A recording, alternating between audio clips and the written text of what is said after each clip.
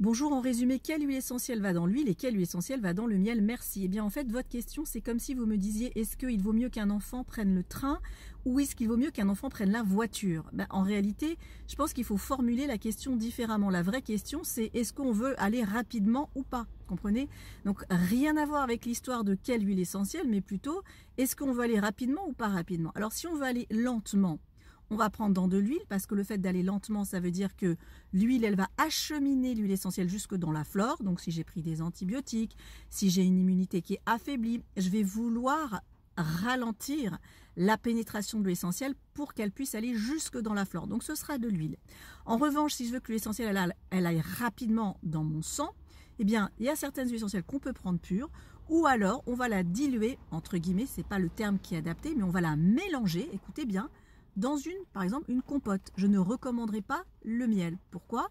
Parce que dans la compote, certes, c'est sucré, mais en plus, vous avez des fibres et ça permet une meilleure assimilation.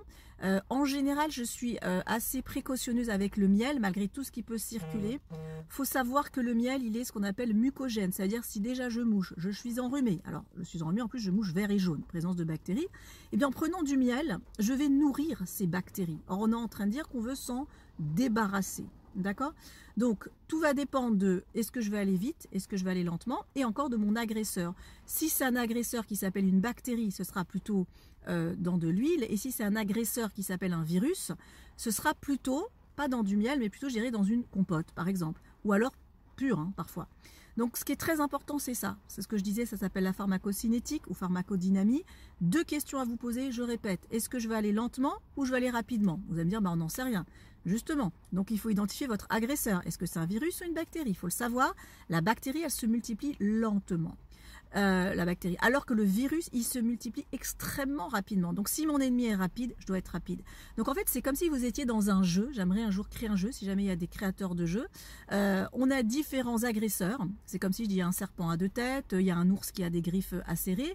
Eh bien, pour combattre le serpent à deux têtes ou l'ours avec des griffes acérées, je ne vais pas utiliser les mêmes outils. Donc c'est-à-dire je ne vais pas utiliser les mêmes huiles essentielles, mais je ne vais pas avoir la même rapidité. Avec le serpent, il faut que je sois extrêmement rapide. Avec l'ours polaire ou avec un animal beaucoup plus lent, eh bien, je vais pouvoir être plus lente, vous comprenez? Et si on arrivait à transmettre l'enseignement des huiles essentielles, mais pas que, tout l'enseignement, avec cette compréhension du mode opératoire, on aurait des résultats exceptionnels.